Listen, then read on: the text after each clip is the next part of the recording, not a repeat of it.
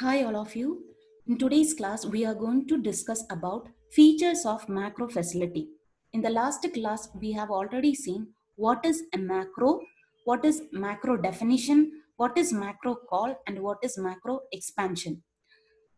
Whenever we are having a program which contains a set of instructions repeating for several times, in that time we can make use of the macro facility. So we can avoid the repetition of the same set of instructions. And what is macro definition? That repeating set of instructions together with a name is calling as macro definition. So that macro definition allow us to define only once in the beginning of the program.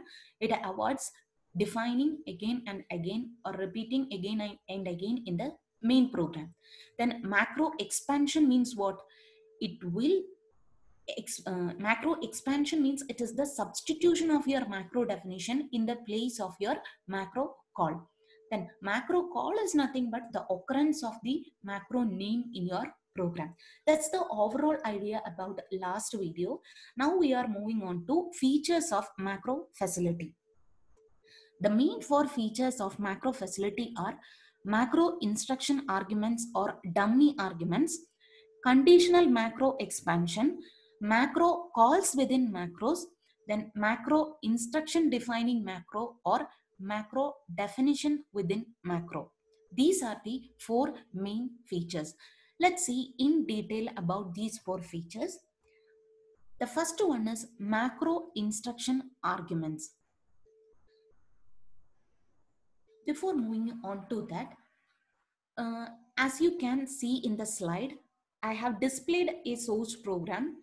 In that, the three lines of instructions are repeating, but in the first occurrence of the three lines of instruction, the data or the argument I am passing is data 1. Whereas in the case of second occurrence of the same line, same three lines of instructions, the argument what I am passing is data 2. How is it possible? When I explained the concept of macro in the last video, I showed you the example, but in that example, in both the occurrence of these three lines of instruction, the argument what I was passing is data 1 only in both the occurrences. But here you can see in the first occurrence I am passing data 1 as the argument, but in the second occurrence of the same set of instructions I am passing data 2 as the argument. How can we implement using macro? That is dummy argument, or the first feature, macro instruction argument. How can we achieve or how can we implement like this? That is using dummy argument. Here we can see that a macro definition in the beginning, and we have two macro calls here. And how can we use dummy argument? Dummy argument has to be defined immediately after the name of your macro, and it has to start with the name of the dummy argument has to start with the ampersand symbol. Okay, so this is the way how we can define a dummy argument. Now you can look into the look into this macro definition. Macro pseudo opcode indicate this is the definition of your, this is the beginning of your macro definition, and the name of your macro is incr, and you have a dummy argument or macro instruction argument arg, and since it is a dummy argument, it has to preceded with ampersand symbol, and I have three lines of macro instructions. These are going to be repeat in my program, and the last pseudo line of the macro definition, that is mn pseudo opcode, it tells this is the end of your macro definition. Now you can look into the macro call. On the right hand side, I have written the expanded code. Whenever macro processor see this macro call, the transfer of control will the control will transfer to this macro definition. And what is the first macro call here? Macro name incr followed by the real argument. This is your real argument, whereas the argument you are specifying in the definition is your dummy argument. So the real argument will be substituted in the place of your dummy argument arg. Now, how can we expand this code? Whenever this macro call is occurring, the control will transfer this macro to this macro definition, and here now the dummy argument arg value is data 1. So wherever there is an occurrence of the dummy argument arg, it will be replaced with the value data 1, so that the expanded code will be like this. Now you can look into the second macro call, incr space data 2. Here the real argument or the parameter I am passing to the macro definition is data 2. So whenever this macro call is occurring, it will transfer the control to macro definition. Now the dummy argument value is data 2. So wherever the occurrence of arg is happening, it will be replaced by data 2, so that the expanded code for this second macro call will be a1 comma data 2, a2 comma data 2, a3 comma data 2. This is the first feature of your macro facility, that is nothing but dummy argument or macro instruction argument. It is allowing the user to execute the same set of instructions many times, but with a different argument value or a data value. Here you can see an example in which I have used more than one dummy arguments. Okay, so this is an example showing the use of more than one dummy arguments. So look into this example. We have a macro definition and we have two macro calls here. In the macro definition, the first macro pseudo opcode indicates this is the beginning of your macro definition, and the name of the macro is incr, followed by 3 dummy arguments. Since it is a dummy argument, the name has to be preceded by ampersand symbol, and we have the macro instructions, and it is followed by mn pseudo opcode. It is indicating this is the end of your macro definition. Now you can look into the first macro call.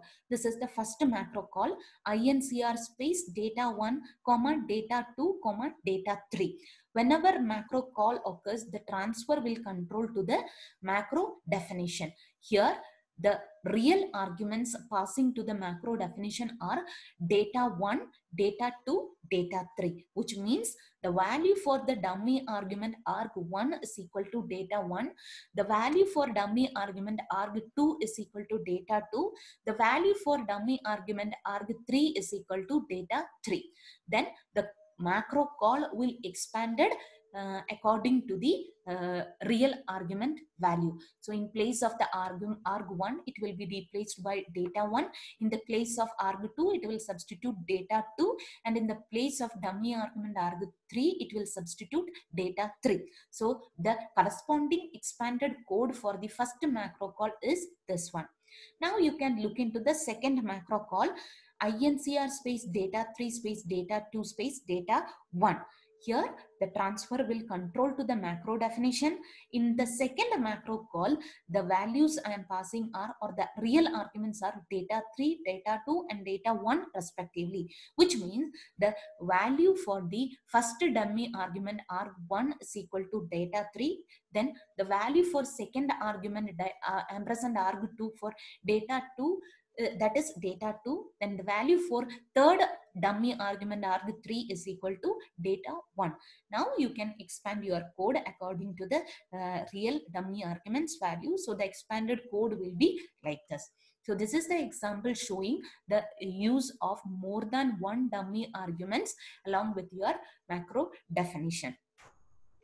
So this is the first feature. And when we are sending the real arguments along with the macro call, there are two ways to specify your arguments. The two ways are positional arguments as well as keyword arguments.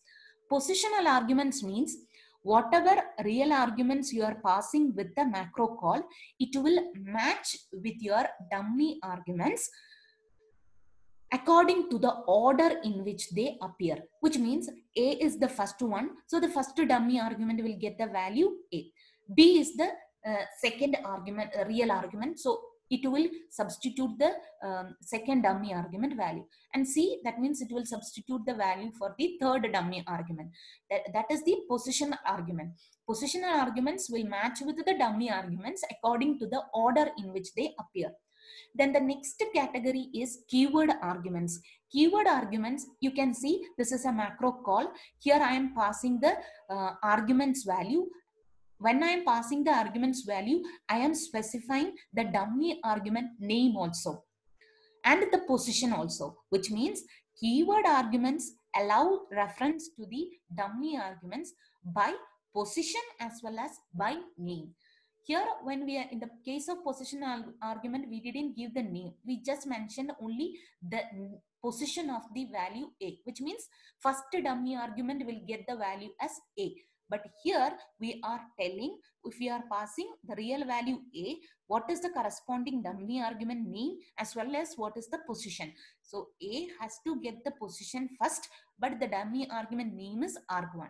Here argument second one, C is for the dummy argument arg3, but in the second position. So these are the two ways of specifying arguments in your macro call: positional argument as well as keyword argument. Positional arguments match with the dummy arguments according to the order in which they appear.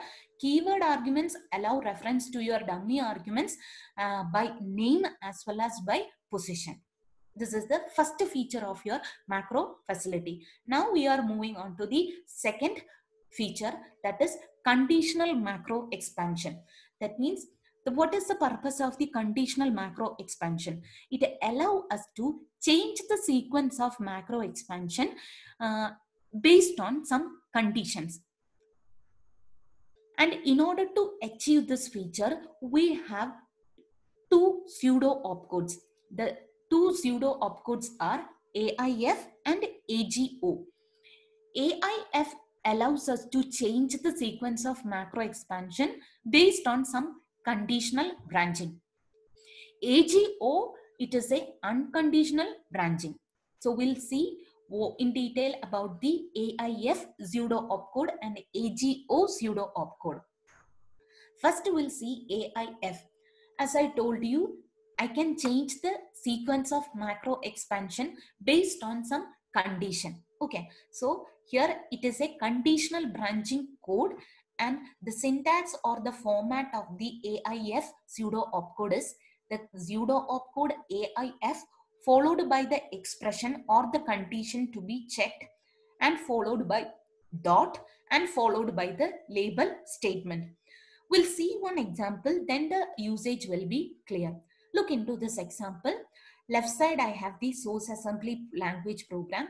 Right side, I have the expanded code. Left side, it is containing macro definitions and macro calls. One macro definition and three macro calls. This is the first macro call, this is the second macro call, and this is the third macro call. All of you can look into this macro definition. The macro indicates this is the beginning of your macro definition. The name of your macro definition is vary.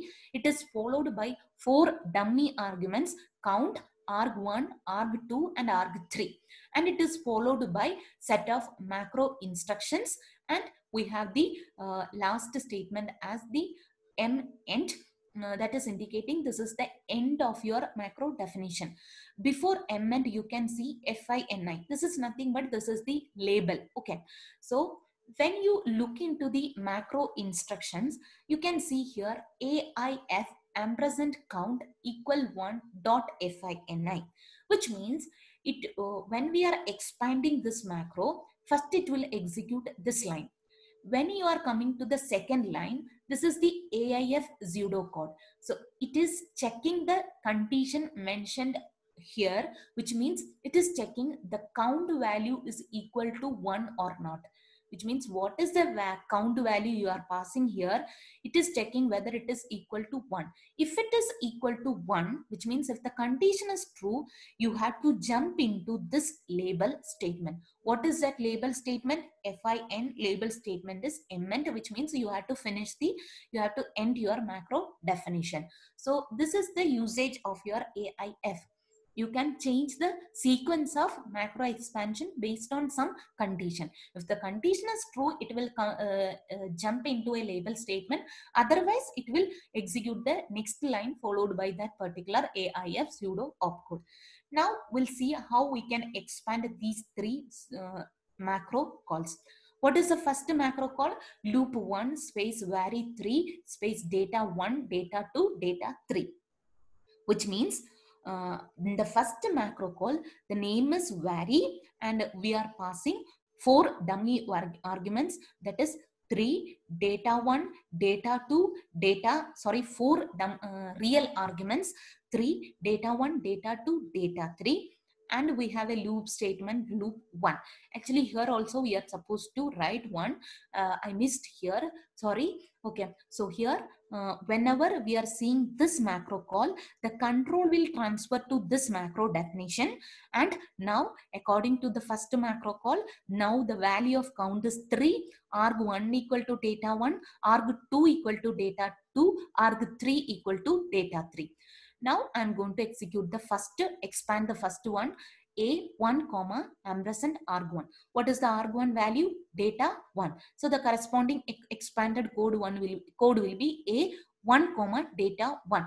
Next, it is entering into the next macro instruction. It starts with the AIF. If it is starting with the AIF, then the entire statement will not be shown in the expanded code. Okay, so it is checking the condition whether count value equal to 1. No, the count value is passing is 3. It is not equal to 1. If it is not equal to 1, it will not jump into the FINI label.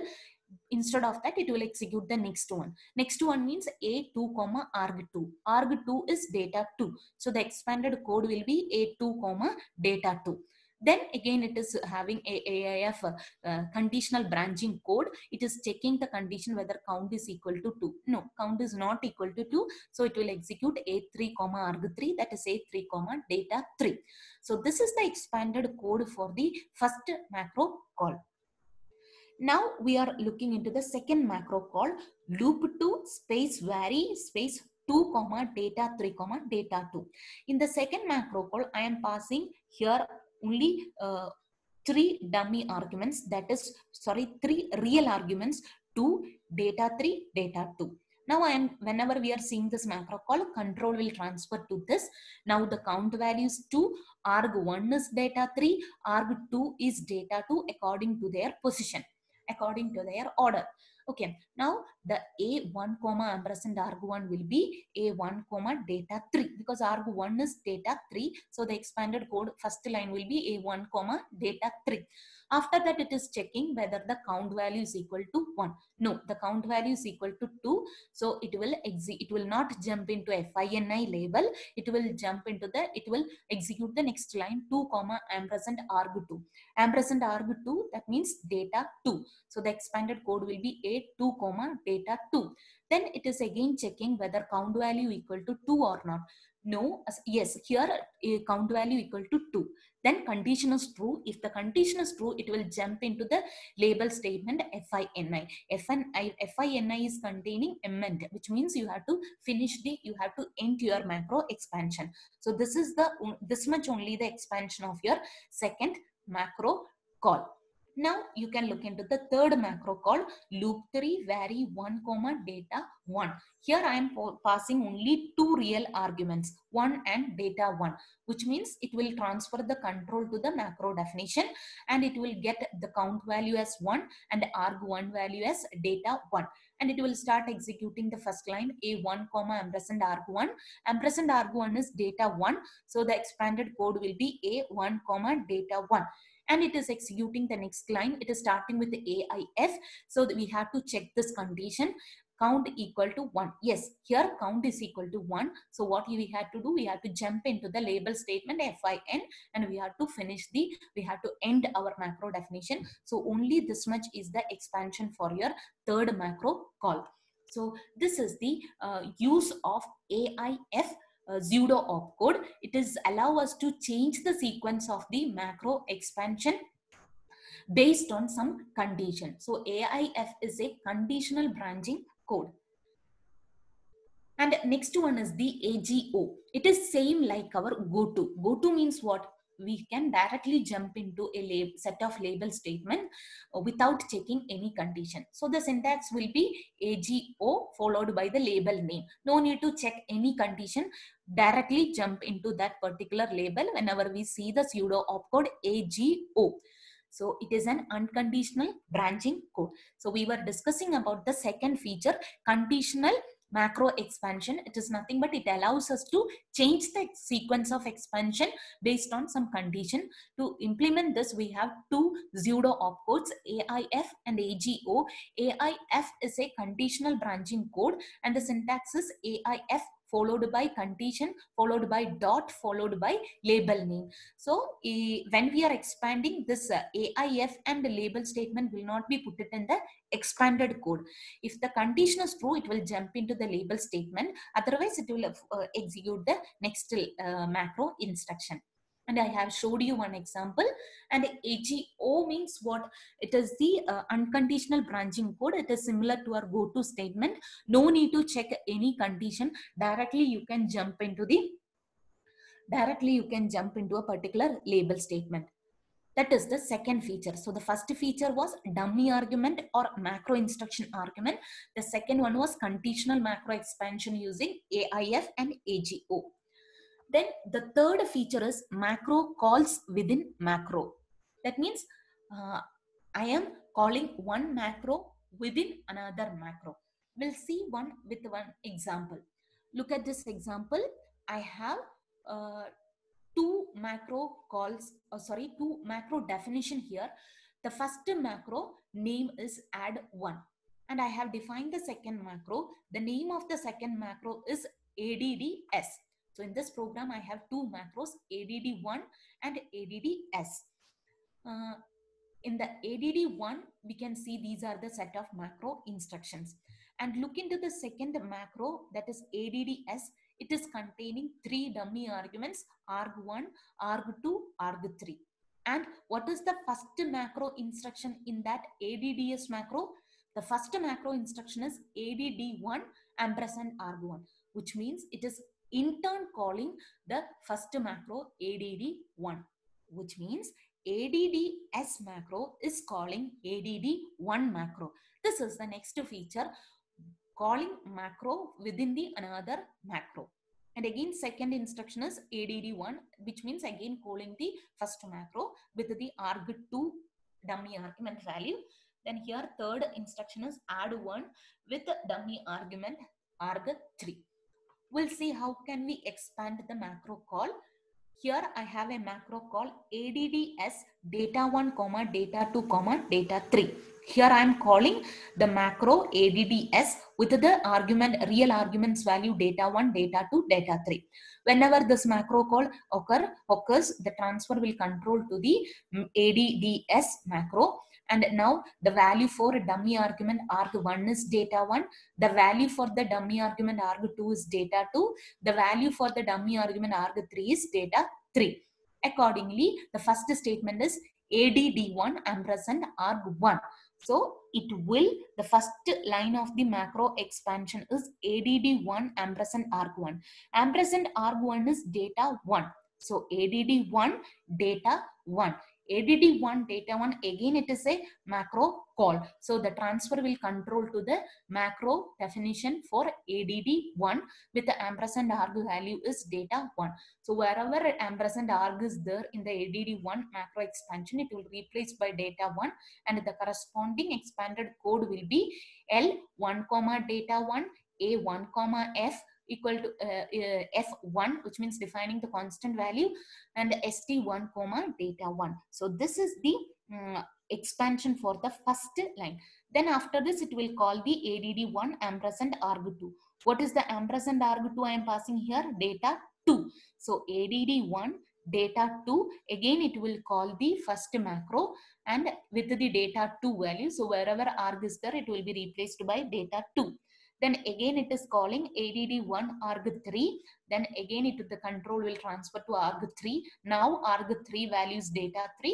It will expand with the value data3. So this is nothing but the expansion of your macro, calling macro within another macro. Then the fourth feature is defining macro within another macro, which means we have outer macro. Inside the outer macro, I have another macro, that is inner macro.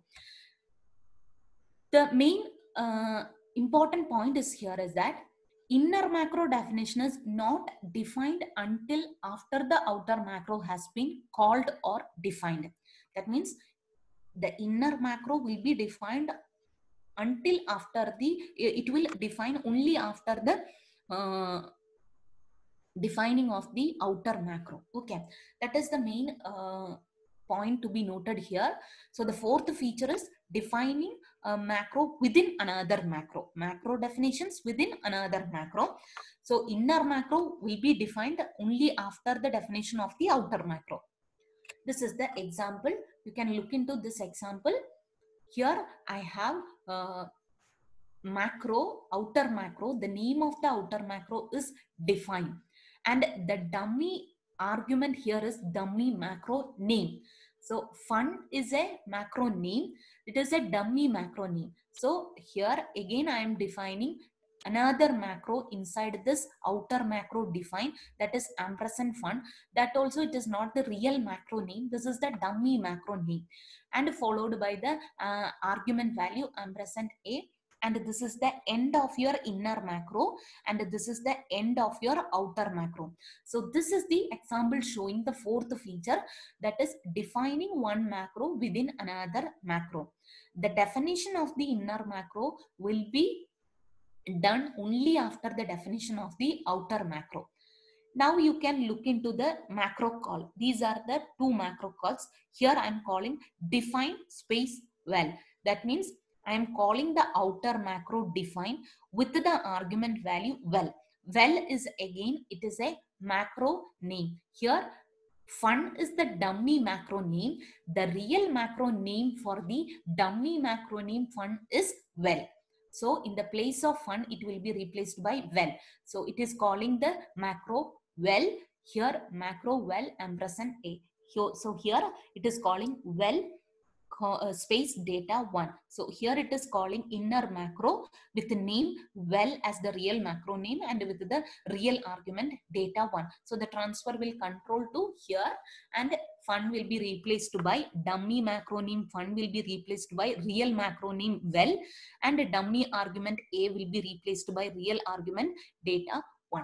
So this is the fourth feature, defining macro within the another macro.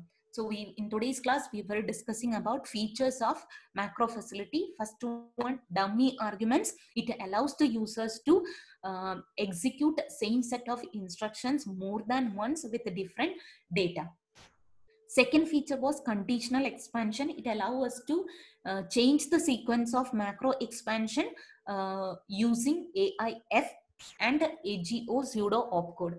Then third feature was macro calls within macro. So we have seen how can we we will be having outer macro, and we will be having two macros. So one macro will be calling the another macro. Then the fourth feature was macro definitions within macro definition, and we will be having outer macro and we will be having inner macro. Inner macro will be defined only after the definition of the outer macro. These are the main four features. That's all today's class. That's all today's video. Thank you for watching.